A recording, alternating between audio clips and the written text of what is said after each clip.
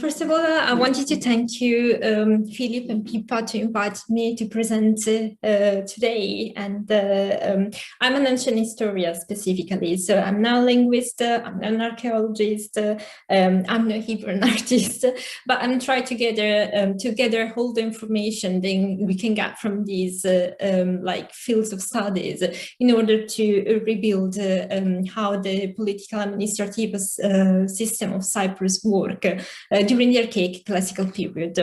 And so in this paper specifically, I'm going to speak about the introduction of the Greek alphabet in Cyprus. Investigate this introduction, which happened in the archaic period, and the reasons and context of the alphabet, the Greek alphabet first use, through a social anthropological analysis.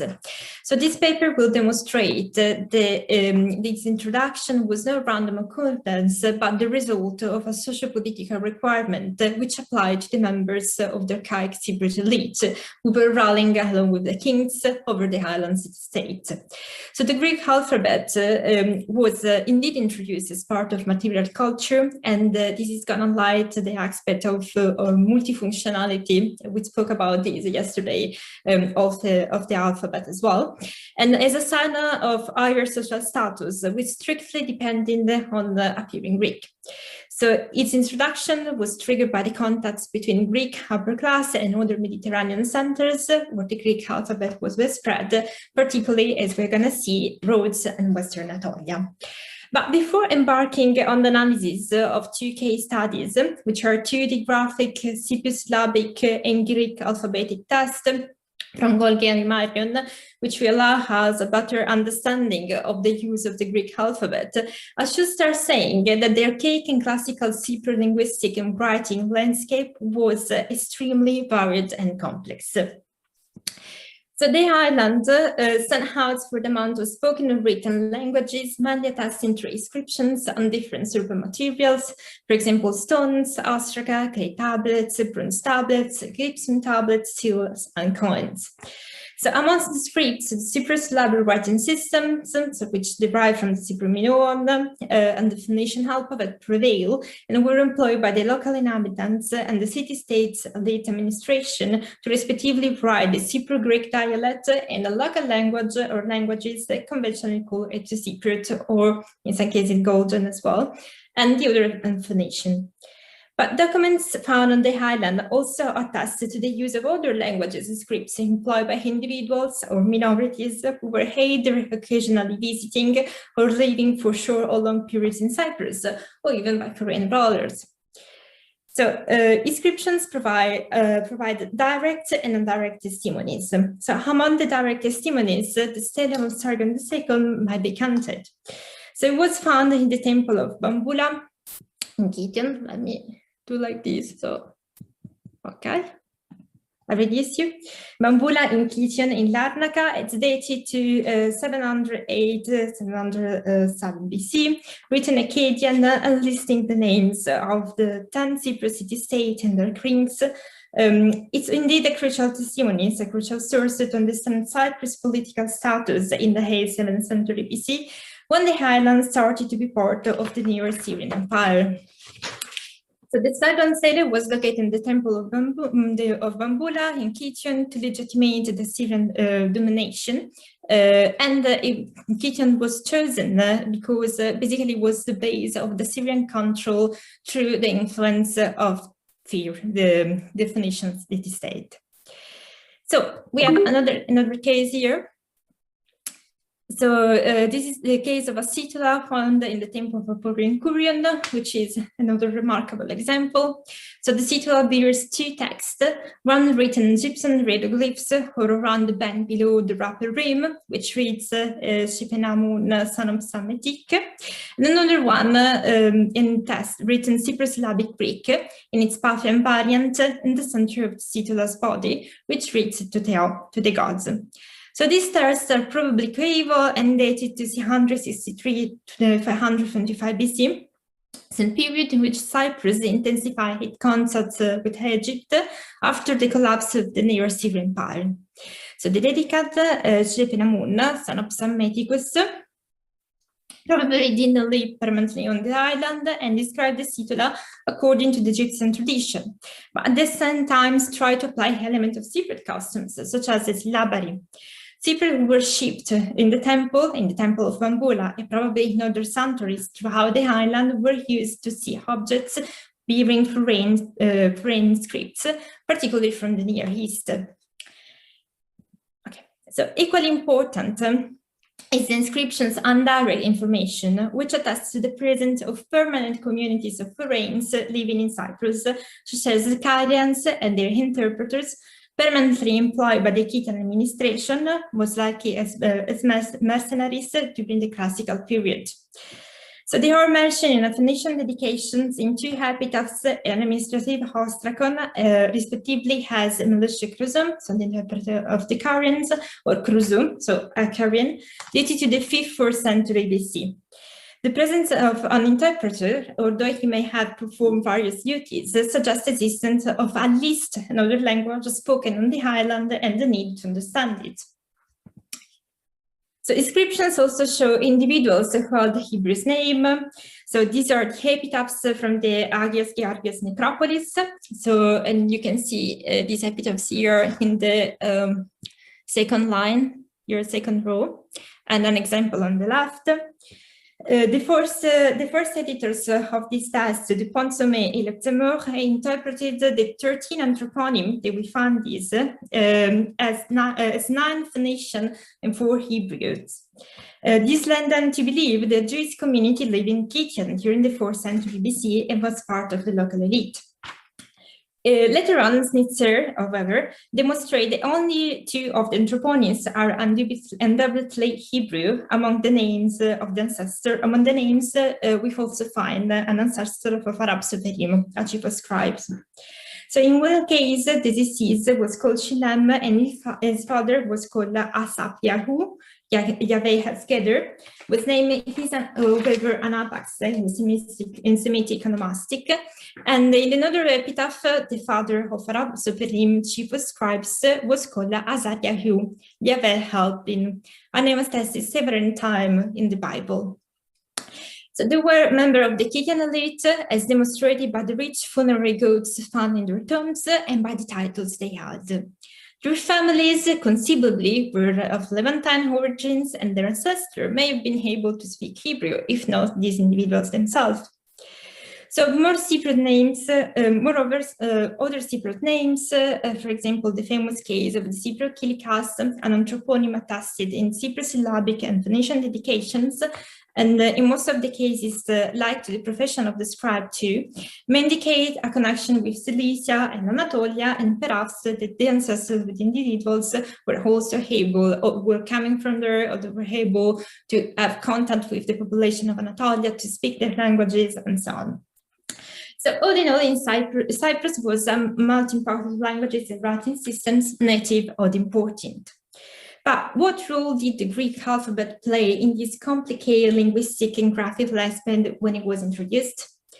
It should be stated beforehand that such a variety of languages and scripts was the result of encounters between Cypriots and other Mediterranean populations, and this is the product of the so-called island paradox.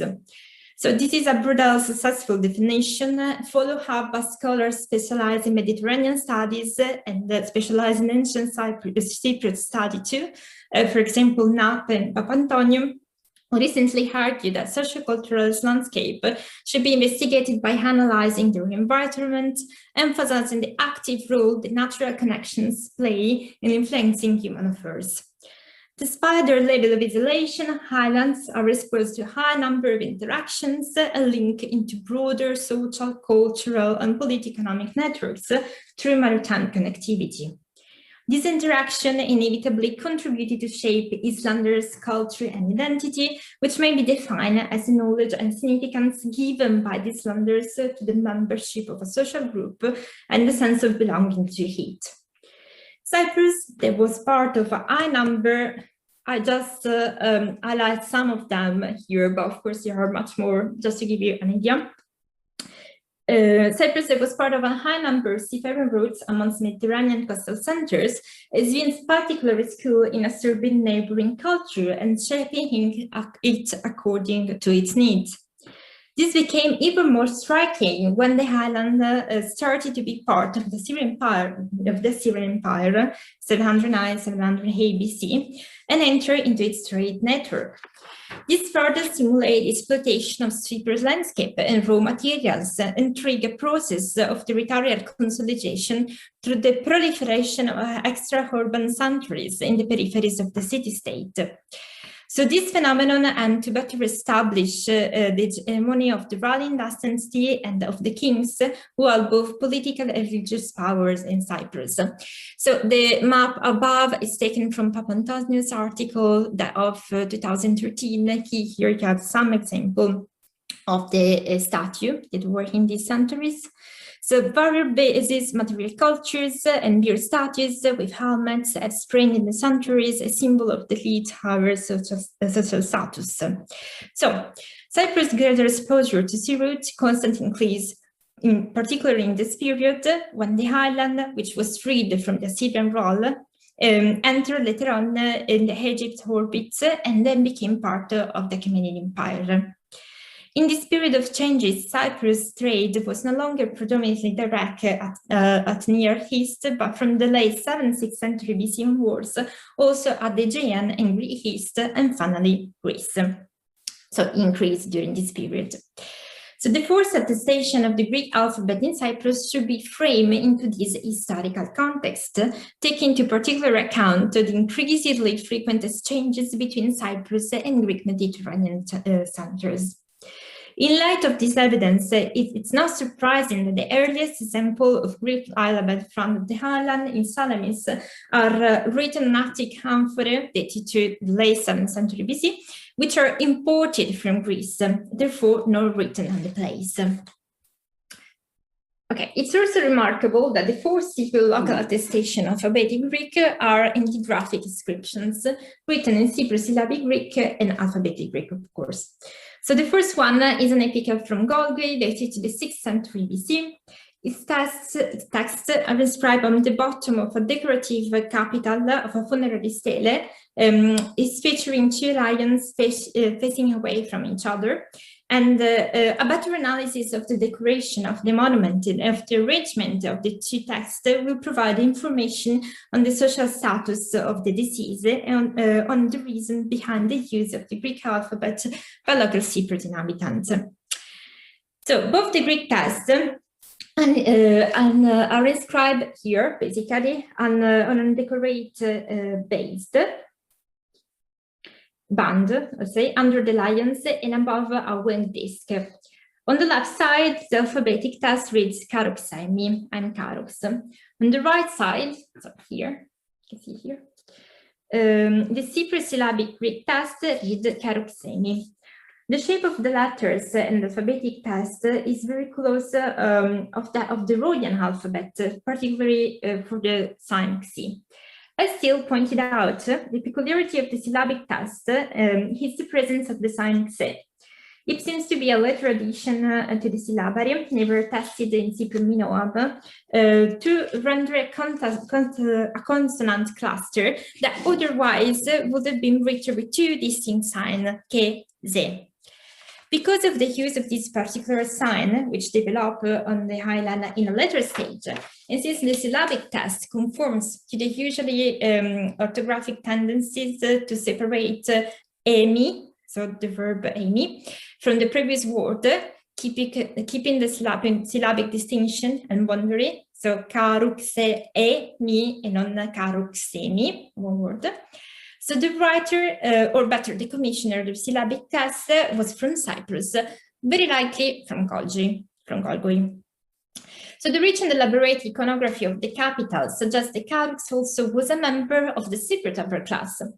In particular, the wine disc placed below the lions and the inscriptions was a symbol of power in Cyprus as in Near East. For example, an helmet found in a tomb of Paleipaphos, similar to that worn by the king priest statues found in Galgi and mentioned above, portray a member of elite, is also decorating with a wen solar disk. So graphic epitaph for Myron, that you have here relegated on the side, is the other super early attestation of the Greek alphabet. It's also dated to the 6th century BC. And this epitaph is written on a rectangular stone bearing the Greek text Kasi-Kenetas of the sisters on the upper part, and the syllabic text Kasi-Keneta on the downside of the support, but in a vertical column to be read from the top to the bottom. So in this case, the iconography of the monument, a simple block of stone, does not help to confirm that the writer or commissioner was a member of the Cypriot elite. The paleography of the Greek text is very similar to that of Acadian or Western inscriptions, and as suggested by Tilly, the absence of the sign Z in the ending of the genitive Kasi-Keneta may indicate unfamiliarity with the Cypriot syllabary. Instead, the habit of omitting S of the genitive ending was a common feature in Western Italian inscriptions. Therefore, the commissioner of this monument may have been a Western Italian, perhaps from Knidos, who established in Cyprus with his family, most likely as a result of the increasing contacts and trades between Cyprus and its Greece, and commissioned the monument according to his customs, inscribing it in alphabetic Greek, but also tried to conform to the local culture, making use of the syllabary, though not quite correctly. More or less the same thing happened with the esitula that I mentioned earlier. In this case, the use of the Greek alphabet was probably linked to the Greek Anatolian origins of the commissioners, so it has a sense. But taking a step back, in light of this last analysis, why did Carus, a Cypriot culture, member of local upper class, therefore not originally from Rhodes, is Greek or mainland Greece, decide to employ the Rhodian alphabet along with Cypriot syllabic Greek in this epitaph? Certainly, it was not a question of structurally communicating an otherwise incomprehensible linguistic message, or of making it better understandable to passers-by. It may be because the Greek alphabet was perceived as an exotic and foreign-looking, and also Pippa suggested it, in a period when in Cyprus the most common scripts were the Cypriot syllabic script and phonation. Indeed, the cognitive aspect which prompted Carus to employ this specific type of Greek should not be underestimated. So scholars, amongst them Pais, recently demonstrate the scripts merge shape individuals' thinking and convey messages that the brain processes to generate information and cognition, problem solving, and cultures as well. The exotic nature of a writing system usually raises the curiosity of the reader, or better of the viewer, to whom it looks uncommon, to whom, despite its structuralistic function, does not simply convey a linguistic message, but result as an element of visual culture, broadly intended as part of material culture. In some cases, it might be asemic. And now I took two examples from like more contemporary aspect of visual material culture, asemic. So on the right, you have the artwork by Casto, who was an artist from Ireland. And he employed writing script, but the meaning of the writing script was unknown to the author because it was deaf and semi-literate. So it was just impressed about how they look. And the other one on the last, it's the famous Codex Seraphinianus by the artist Seraphinis, who invented from scratch directly a new writing system. So the employment of the Rhodian alphabet, by contrast, let's say, in some other cases, the script element of visual control carries a specific message. So it's not like in these two cases they show now. And the employment of the Rhodian alphabet in Carus epitaphs might be an example of this second typology. So the analysis of Cypriot archaic material culture contributes to better understand in what it consisted. So archaeological evidence showed that Cyprus seafaring connections and contacts, particularly those of the late 6th, 7th century BC, had an impact on the pottery production of the Greek East. Striking examples come from Rhodes, where plastic arrubaloi has similar in shape and decoration to the coeval Cypriot arrubaloi. Vice versa, the analysis of the archaic Cypriot artifacts showed that two typologies of drinking vessels were spread on the island in the 7th, 6th century BC. One is a Greek Ionic, importing from Greek East or produced locally, which may be simplistically described two handles, similar Greek vassals of river Scriphory, like the one that you have here, were already attesting the Cypriot geometric period. And another one, alternation with no handles, is also attested here on the left side. So basically, this left side representation of the man on throne is drinking with a vessel with no handles, and it comes from Kition. The distribution and use of these two typologies is not accidental. As Fourier demonstrated, in Amatus, for example, most of the drinking vessels found in the temple of the citadel were of Phoenician times, whereas in the palace of Greek kind. The finds from the two large archaic palace deposits on the west terrace of Amatus show the same. So similar data come from the palace of Vuni. So Fourier argued that since the distribution of Greek drinking vessels in the East Mediterranean was connected to banquets and symposia, in which members of the elite took part, and in Cyprus too, and shown by the iconography of these sarcophagi, and also by this ostracan, which mentioned Maza, which is a banquet, let's say, a liturgical banquet common in the Near East. It's plausible that the use of handled vessels was mainly ascribed to the members of the Cypriot elite. So the analysis of the names of the kings of Amatus, attested through coins and inscriptions, may corroborate this theory. So Amatus is the only Cypriot city-state which adopted Cypriot in its administrative documents and monuments. It probably was one of the most heterogeneous centers of the island, where part of the Cypriot indigenous population live. Amatus also shows a considerable amount of Phoenician pottery, which suggests a conspicuous presence of Levantines in such a high number that Marie argued that the city was founded by Phoenicians. However, all the kings of Amatus had Greek names. Generally, Amatusian coins bear Greek names written Cypriot syllabary, though an exception might be for a suffix so in the name Puro Roso. So this could prove either that the Amatusian elite to whom the kings belonged was Greek, or that wanted to appear as Greek. Despite the paucity of information about the names of the Amatusian kings in the archaic period, but as you can see here, all these attestations that we have are dated to the classical period. We have other information which are coming from another inscriptions, which may be dated to the classical period. So, here's this one. So this inscription is engraved into the lintel of a monumental tomb, and it was reused. So the tomb is dated to the classical period, but the inscription, since it was reused, has been dated to the archaic period, or let's say late archaic period, and is indeed written in Latin Cypriot as well. So I have adopted here the new reading of Massimo Perna involved, and we may notice that all the names are Greek too. So the new reading consists in interpretation of the sun here as we and not as ko, as previously Marsan said. Okay, so all the names that you find underlined here, Nicatores, son of Aratogenes, and all the others on Isagoras, and this one is in green because it's a new one. So it came out with the new reading of Massimo Perna, Koiros Oweho. So it's not attested Koiros, so it's not attested in the nominative is Koiros. It's not attested in Greek, but attested in the Homeric poems and in Messianian. So probably was Greek too, just it wasn't used anymore in the classical period or archaic period. So it might be a local anthroponyms, for example.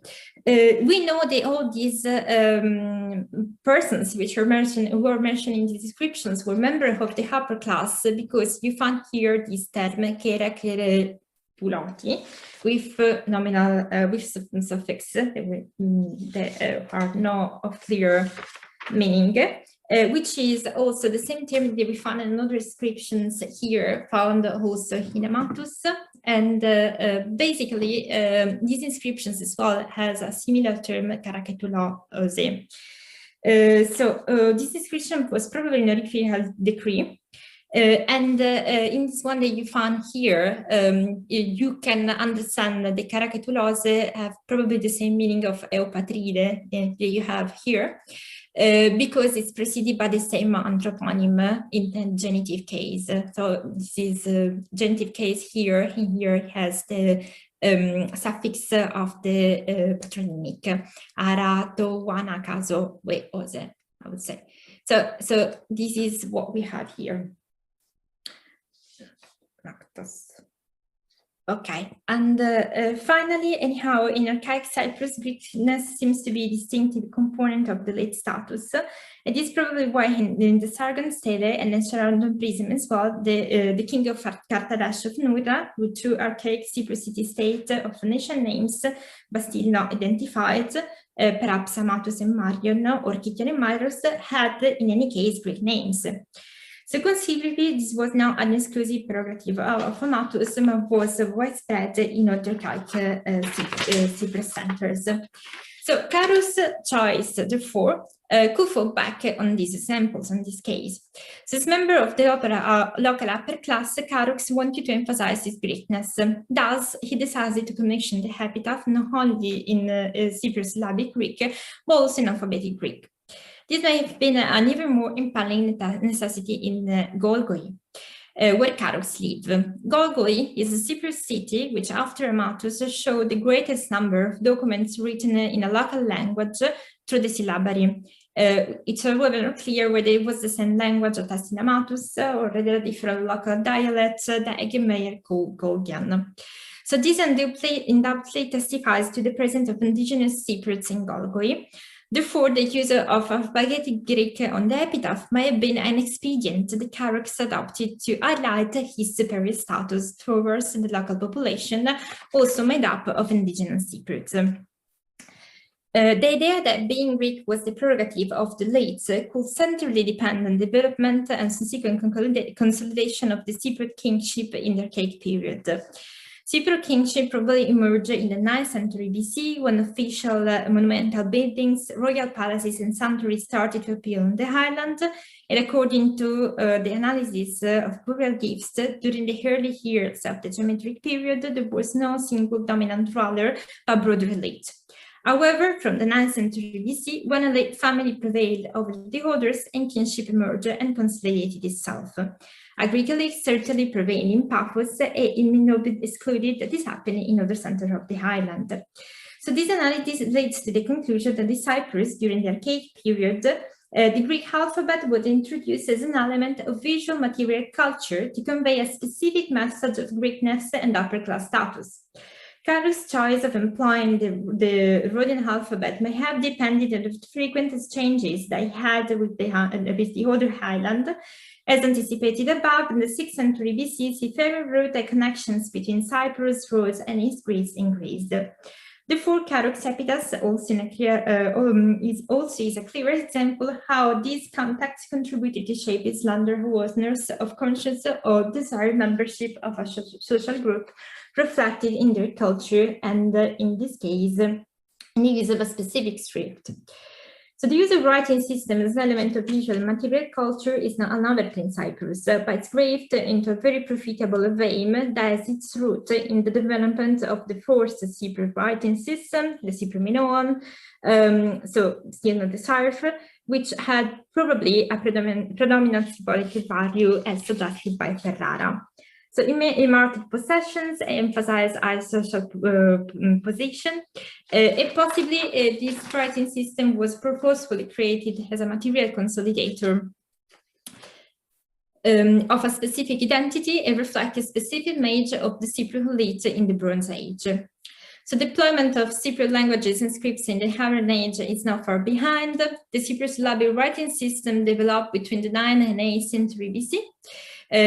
Probably initially in Paphos and subsequently spread all over the island, and it was born as a distinctive element to show the Greekness and the power, the Parthian upper class and dynasty. By contrast, the use of Phoenicians in monuments and administrative documents was limited to Kition and Lapetos in the classical period, but Lapetos kings are rather attenuated Greek and Phoenician names, perhaps a legacy of the archaic or of the Cypriot features for which bearing Greek names was a symbol of upper-class status. Thus, in Cyprus, the choice of a specific writing system had a remarkable socio-political connotation. Cypriot-syllabic Greek and Cypriot Phoenician were used as a symbol of power and authority and employed by local administration and government to legitimize the power of a specific dynasty. So the Greek alphabet, however, was limited to the personal use of individuals, particularly of the members of the Cypriot upper class, as in the case of Carus initially, until Evagrios of Cyprus used it in the legend of his coins for purely political reasons, demonstrating his closeness to Greece and above all to Athens, was struggling with the Canadian Empire. From then on, the alphabet will take more and more field and can also be used by other rulers in the legends on the coins. The case of Nicocles of Paphos, the last ruler of the Paphian dynasty, is striking. He employed both a spaghetti Greek and a peculiar typology of Paphian syllabary created specifically to legitimize his reign in a period of difficult change after the advent of Alexander the Great, when the Iolocoi were fighting for power. So to conclude, the introduction of the Greek alphabet in Cyprus in the archaic period occurred for social cultural reasons. The Greek alphabet was a symbol of Greekness and therefore superiority. It was employed by members of the upper class to show their superior status, and of course, it also probably depending on the increment of contents with its Greece, so words as well. Since the first typologies of Greek Cypriot alphabet have shapes similar to those of the alphabet employed in these areas. It's no novelty that in Cyprus, writing system is used for social, cultural, and political purposes. It's a pattern well attested from the Late Bronze Age to the Hellenism, a characteristic of the island, an habit for which the introduction and use of the Greek alphabet was part.